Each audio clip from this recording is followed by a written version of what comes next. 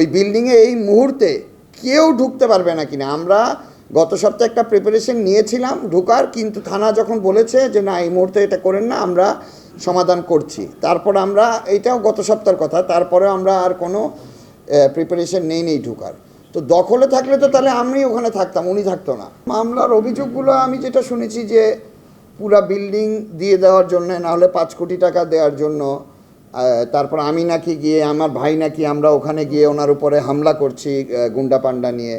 তো ওনার তো এতগুলো সিসিটিভি, উনি নিজেই বলছেন যে এতগুলো সিসিটিভি বিল্ডিংতে কোথাও দেখাক, ওখানে আমাদেরকে দেখা যায় নাকি না, একটা প্রমাণ দেখ উনি যে আমার সাথে ওনার কথা হয়েছে বা আমরা বিল্ডিংয়ে গিয়েছি, দেখাক। আমাদের লোকজনই তো যায়নি বোধহয় বছর 2-1, এই গত 1 মাস ধরে রেনোভেশনের কাজ যখন ধরা হয়েছে তারপর যাওয়া শুরু করেছে, এর আগে তো ওখানে কারো আসা যাওয়াই ছিল না। ওয়ালটন এখন দেশের সীমানা পেরিয়ে পৌঁছে গিয়েছে 50টিরও বেশি দেশে।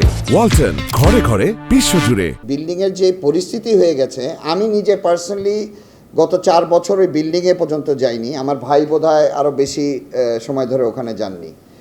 এছাড়া ওনারা কন্টিনিউয়াসলি অফিস ওখানে করে আসছেন গত সপ্তাহ পর্যন্ত।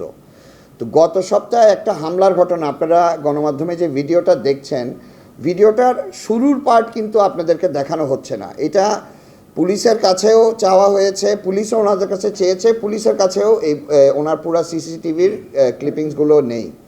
আর আপনারা নিজেরা বিল্ডিংয়ে গেলে দেখতে পারবেন ওখানে বিল্ডিংটাতে কত প্রকারের সিসিটিভি ক্যামেরা প্লেস করা আছে। যখন অভিযান চলে আপনারা নিজে নিউজে দেখতে পারবেন ওখানে যে স্পা সেন্টার অপারেশনাল ছিল, ওখানে কারা জড়িত ছিল, এগুলো সব কিছু নিউজে এসেছে। এরপরে আমরা গত সপ্তাহে যে অ্যাটেম্প টু মার্ডার, আমাদের একজন অফিস এমপ্লয়ির উপর যে অ্যাটেম্প টু মার্ডারটা আপনারা ভিডিওতে যেটা দেখছেন, ওনার শরীরে যে ইলেকট্রিক অস্ত্রটা নিয়ে শক দিয়ে দিয়ে তাকে লোহা দিয়ে মাথা ফেটিয়ে ফেলছে, লাঠি দিয়ে মেরে, এগুলো ভিডিওতে ক্লিয়ার আছে। ওনার হাতে ওই ইলেকট্রিক অস্ত্রটা আগুন জ্বলছিল, ওটাও পরিষ্কার দেখা যায়। আমরা মামলা সেদিনই করি, ওনারাও মামলা করেন। ওনারা তো ওনাদেরকে আটকে রাখা হয়েছিল, ওনারা পুলিশ খবর দিয়ে পুলিশ ওনাদেরকে ওই বিল্ডিং থেকে বের করে আনা হয়। তো এর পরেও উনি কি বুঝে কি উদ্দেশ্যে এই মামলাটা করে আসছে, এটা চিন্তার বিষয়। এটার পিছনে কোনো না কোনো রকম ষড়যন্ত্র থাকতে পারে। আমার কাছে আবেদন, আপনারা পরিষ্কার, আপনারা নিজেরাও যদি এই বিল্ডিংয়ে এখন যেতে চান, আপনারা অ্যাকচুয়াল অবস্থান দেখতে পারবেন। এটা লুকাচুরি, এটা পুরা এলাকা জানে, গুলশান সোসাইটি জানে ওই বিল্ডিংয়ে কি হয়। ওখানে সামনে রাস্তাঘাটে রিক্সাওয়ালা, দোকান টোকান সবাই জানে, এখানে লুকোচুরির কিছু নেই। আপনারা নিজেরা গিয়ে যাচাই করে আপনাদের ইনভেস্টিগেশন করে আপনারা নিজেরা দেখতে পারেন। ক্লিয়ার ইনভেস্টিগেশনটা হোক। আমরা ওই দিক দিয়ে আসলে এমন কোনো চিন্তিত না, যেটা আমি বলছি যে আমাদের অ্যাকচুয়ালি কোনো কিছু না। আপনি যদি ওনার এতগুলো সিসিটিভি, একটা ওখানে আমাদেরকে কোথাও সিসিটিভিতে দেখাও যাবে না, কারণ আমরা কোনো সময় যাইনি ওখানে। হয়তোবা আমাদের অফিসে 3-4 জনকে দেখা যেতে পারে গত 1 মাস ধরে, যারা রেনোভেশনের কাজ করছিল, এছাড়া ওখানে কোনো যায়নি। আমরা গত সপ্তাহে থানাকে ইনফর্ম করে আমরা ঢুকার চেষ্টা করি, ওনারাও সাথে ছিলেন, ওনারাও ঢুকার চেষ্টা করে। ওর মধ্যে তখন থানা থেকে বলছিল যে আমরা এটা কালকেই সমাধান করাবো, কিন্তু কোনো কিছু এখনও হয়নি। সেই ক্ষেত্রে আমরা অপেক্ষায় আছিলাম। আমাদের ওনার ভিতরে কোনো গার্ডও হয়তো বা নেই, ওইখানে গেট খোলারও পর্যন্ত কোনো মানুষ নেই। আমাদের যেহেতু ওখানে নিজেদের প্রপার্টি আছে, ভিতরে মালসামান আছে, আমাদের সিকিউরিটি আর লোকজন গেটের বাইরে বসা থাকে। এখন ইনভেস্টিগেশনে এগুলো তো সব পরিষ্কার আসবেই, এখানে তো লুকোচুরির কিছু নেই। এগুলো ভাবমূর্তি তো থাকতে পারে। এখন এই এজামশনসগুলো তো আমি আসলে পার্সোনালি ওগুলো তো যেতে চাচ্ছি না। পুরো বিষয়টাতে আপনি যদি দেখেন, উনি মামলাতে হয়তো বা ডেভেলপার যে শামসুল আলামিন, আমাদেরকে যারা ফ্ল্যাটটা বিক্রি করেছে, ওনাদেরকেও যারা ফ্ল্যাটটা বিক্রি করেছে, ওনাদেরকেও মামলায় দিয়েছে। তো আমরা তো ফ্ল্যাট কিনেছি শামসুল আলামিন থেকে, ওনার থেকে না। তো উনি যদি কিছু ওনার বোঝাপড়া থাকতো, এগুলো তো শামসুল আলামিনের সাথে থাকতো, আমাদের সাথে না।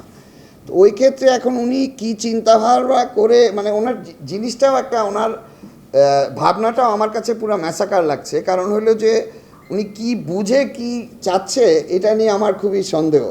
কারণ এখানে তো বিল্ডিং দখল করার এটা প্রশ্নই উঠে না। আমার ফ্ল্যাট আমার দখল করার কি, আমার ওখানে এত বছর ধরে অফিসই ছিল, আমার গত 1 মাস ধরে অফিসের রেনোভেশনের কাজও চলছে। না, এটা শুরু হয়েছে একদম পার্সোনালি। অ্যাকচুয়ালি ওনার এইসব ইনসিডেন্টসগুলো এটা এই খালি এটা না, কিন্তু রেগুলারই হয়ে আসছে।